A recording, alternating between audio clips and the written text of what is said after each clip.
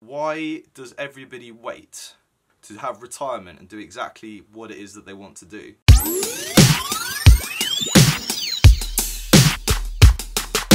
Good morning, you pivotal, profit-seeking people. I hope everyone's out there enjoying the nice weather. Everyone's enjoying England's best attempt at bringing football home. Now this episode is going to be kind of like half story, half book review, half advice. That's 3 halves. This is going to be a 1.5 bonus video. You're welcome. Today is a Friday and tomorrow I go away on holiday, which is great. So I'm going to have even more of this nice weather. Hopefully it gets bad in England because it makes me feel good when I'm away in the sun and it's bad at home. So going on a holiday. Last year, so 2017, I managed to go on 8 holidays, and in that year I managed to double my business's sales from 2016 to 2017. So I thought I'd come to you and talk about my relationship with holidays, how I manage them, being somebody that works for themselves and runs their own business, and explain to you the techniques that I employ. What did I do? I did 2 stag do's. I did a holiday in the UK with the family. I did a holiday abroad with the family. I met my friends from New York, Kelly and Sophia, in Berlin. I went away with friends to Spain to stay at my friend's family place, which is the place I'm going to this time as well. And I also went to Macedonia with Pivotal Joe and Jimmy. And I suppose I just wanted to talk about how I deem this kind of a lifestyle business. Now I've put things in place and I run my business in a way that allows me to kind of drop things at the drop of a hat to go and do things that I really want to enjoy. Because I have something called FOMO. It's a serious condition. It's been diagnosed and there's top doctors all over the world looking at it. But FOMO is fear of missing out. Now if something's happening and I'm not able to do it, it really bothers me. Really bothers me. So let's kick into the story. Back in 2015 I was working for Argos head office in the buying function. Now I'm not here to sort of like dig on Argos because I absolutely loved the job. It was great. Really good perks. We were schmoozed by suppliers, went out on parties, had a catalogue launch twice a year in which we just go and have lots of beverages and have a great time really. So job was great. Job was great. No problem with the job at all. But the real sort of pivotal moment for me when I was working at Argos was that a friend dropped out of a holiday. So I had the opportunity to go with the rest of them. I could have booked a plane ticket for like £100 and all the accommodation was sorted. I was like, this is a perfect opportunity for me to get away, relax, wind down, enjoy my friend's time. So I put in the holiday request and it took 2 weeks for my manager to approve that holiday request. That was a real bugbear for me. So by the time it was approved, my flight prices had doubled. And I was like, I'm a slave to the system. And it was at a similar point as well, I picked up a book. Started reading it, and the book was called The 4-Hour Work Week by Tim Ferriss. Now if you haven't read that book and you work for yourself, you're really missing out and you need to read it. So I'm going to put a link down below and I suggest that everyone goes and reads it.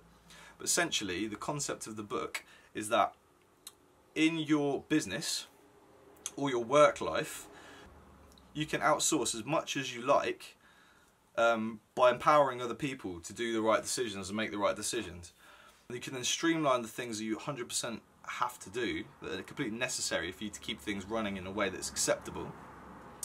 So the idea is that you can do your work week in 4 hours, and it's a pretty, ambitious goal.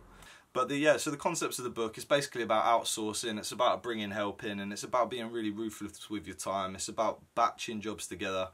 And one of the concepts within the book, which I really appreciated, was the idea of mini retirements. And he basically says, why does everybody wait until the very end of their life cycle to have retirement and do exactly what it is that they want to do, when likely is they can't do the things that they would have liked to do, and they might not be physically well enough to do those things either. And I just thought it was a great concept. I was like, why am I squandering my life by being in an office from 8 until 7, because that was generally the sort of time I was working, because to progress in the business you had to show commitment, dedication and land things on time. But I just didn't really agree with me. So in the book it divides into 2 sections really. It's saying how if you run your own business you can do this, or you can do this working for an employer.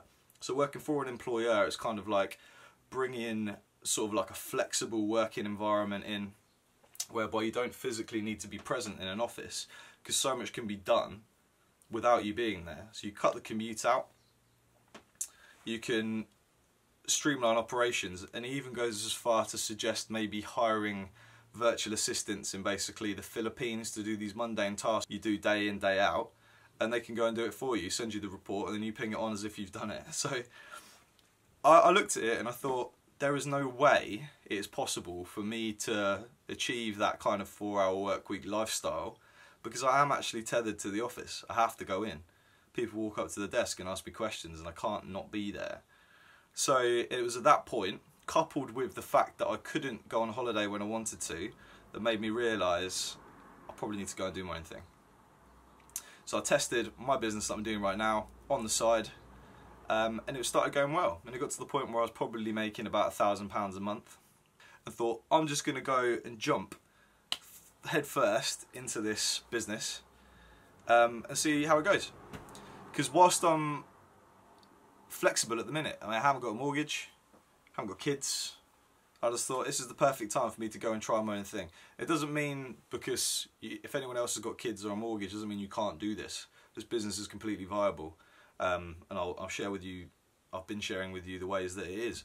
But I suppose the real point is, following reading that book, I thought I want to do exactly all the things that I want to do without any restrictions as to how much time I can have off. I didn't want to be a slave to my holiday allowance. I didn't want to have to like sacrifice any of my wages to go and do the holidays and go do the things I want, to feed that FOMO, that diagnosed condition that I have.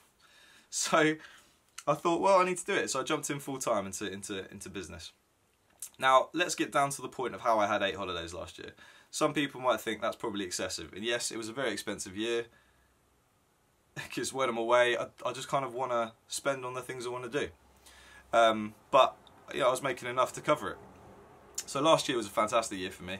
Business doubled its sales. I went on 8 holidays. I looked back at that year, this year, and thought, wow, that was great. But this year's a little bit different for me, because I want to grow this business. I want to do something big. I want to start new things. I want to put my fingers in lots of different pies, all over the place, and effectively create a business that can be automated enough that I don't need to be there. So last year, 8 holidays. I'm going to explain to you how I did it. So number one, the main key driver of how I managed to go away was the fact I was using Amazon FBA as my key method for generating income when I wasn't present. So what I would do is if I knew I was going to be away on holiday here, the week before, I would go absolutely hell for leather. I would work double the amount of time I normally would, so I'd wake up and go to bed, but just work all day. And in that time, I would be sourcing products, I would be shipping them into the Amazon warehouses, and then whilst I was away, because Amazon will ship the product once it sells, all I needed to do was that work up front. So it's that delayed gratification that FBA affords you. So you can do all that work up front, and when you go away, the money still keeps rolling in. So the issue with going on a holiday when you work for yourself is kind of like a double-edged sword. So you go away, you spend more money, but then you don't bring any money in. But using Amazon FBA was the means for me to scale my operations pre-going away and keep that money drip feeding through. And as it happens, actually, when I was in Macedonia with my uni lads, I hit my first £1,000 sale day. And I was sat on a balcony, drinking beers, talking rubbish, and I was looking at my phone going, this is the life. This is the life for me. So people out there that are eBay resellers, there's a setting within the eBay framework which is called the holiday settings, and you press this in Amazon as well if you're fulfilled by merchant, aka you ship those products yourself when they sell, and the holiday settings. So you turn the holiday settings on, your listings aren't buyable, or it tells the buyer that you can't ship those until you get back. Now, we live in a day and age now where everybody expects everything faster, and I've developed a system for eBay whereby I can offer next day delivery on everything I sell. So for me to, and that's that people buy from me that they wouldn't buy from other people because they know they can get it faster. It's happened, probably 10% of my sales are taken next day. So the thought was when I go away, damn, I've got my Amazon business ticking over. eBay is an absolute necessity when you have an Amazon business because you will get customer returns. You need to go and test those returns, and if they're working, or they're just you can sell them as with fault. So I was get these customer returns. So eBay was necessary for me. eBay was necessary for me. So what I did, and this is the beauty, and this is where what I learned in the 4-hour work week comes in, is that I don't want my business to suffer by me not being there. So I need to develop a system whereby my eBay products will be posted. And that system was working with my warehouse. Now I might have mentioned this in previous videos, but my warehouse, Steve, the chap that was the sales manager of the warehouse, cracking bloke, get on with him really well. It's just a really, really good business working relationship. But I sat down next to him in the Chamber of Commerce, because I joined the Chamber of Commerce at the time, probably an unnecessary expense, but actually from this relationship I've gained, it wasn't. It was 100% worth it. So I sat down next to him. We had a little introduction. He was like, what do you do? I was like, I do e-commerce. He's like, I run a warehouse. We're looking to get into e-commerce fulfillment. So we made a deal there and then that actually what we would try and do is develop a system whereby when my products sell, he can ship them. And it was just the dream for me. It was the perfect storm of me having this thought, sitting down and meeting Steve, and I thought, well, I could put these two together. I could employ someone, which is an option for a lot of eBay sellers out there. But I thought this is a system, we could get a process together, and it's something I can do constantly. Because the time I was taking to ship eBay products took my attention away from what was the more profitable side of my business, aka the Amazon side. So that's the process I've put in place. So that means that when I go away and travel, I can still put all that work in up front.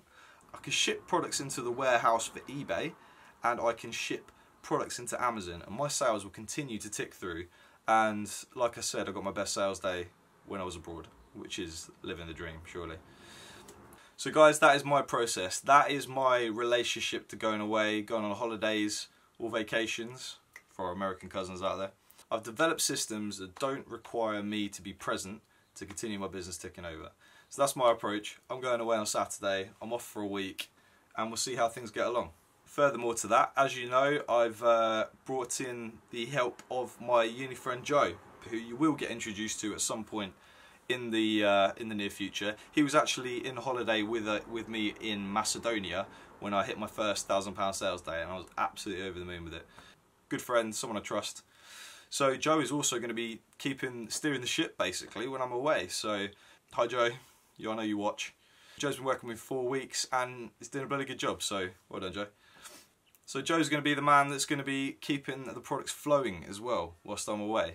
There's a few priorities that I've said to him, like these are good, this could be happening at some point, could you check for me, because I'm not going to be physically present to do it. So Joe's going to give me a hand there as well. So that is it, that's my trivecta of money making techniques when I'm going on holiday. Work very hard up front, and it's going to be Amazon, eBay and Joe keeping the stock flowing, all three at the same time, and things should go swimmingly off the back of that. So there you go guys, that is my approach to holidays or vacations. I'd be interested to know what you guys have put in place. Or do you just switch everything off? I know some people don't like to work when they're away and literally just want to put everything to a stop. So guys, let me know what it is that you do. Do you turn the holiday settings on Amazon? Do you turn the holiday settings on eBay? Do you bring a member of staff in to help ship these products for you? Have you employed a family member to help in the short term? What is it that you do? Do you have any tips for me for how I can keep my business ticking over? Always open to suggestions. And I feel like when you work for yourself, you need to keep your ears open, your eyes open. You need to network, you need to listen to people around you, and you need to take those suggestions and actually implement them. I'm happy to share this journey on YouTube because I feel like 95% of the people on this planet are not doers. They're people that get comfortable, they do the same thing again and again, they take their wage, they attend their job, and they don't take action. Don't be that person. Be the person that takes action, because you might be able to have 8 holidays in a year, if you want. You could do something else with your time, I don't know. Pursue your passion. But that's my approach to holidays. Thanks for watching guys. If you're enjoying the journey, please give me a like and a subscribe. I know this is just a talking head video, but I might get some fancy footage while I'm away because it's kind of like my passion. So I'll be taking this camera and I'm going to go and get some amazing videos and amazing pictures, and I'll share those with you when I get back. So, and hopefully the business is still ticking over nicely, so I'll give you an update and see if there's any like drop off from the business and the way things have gone whilst I'm away. But I've put so much work in this week. I've trained my warehouse to ship my stock for me. I'm probably going to buy stuff online and get it sent directly there for the first time ever, and see how they can manage that process for me. So it's been an exciting month, June, but now I'm going to kick July off with a nice chilled holiday. So thanks for watching, guys. Like I said, if you're enjoying the journey, like and subscribe to the channel, and I'll see you guys on the next one. Keep hustling. Yeah.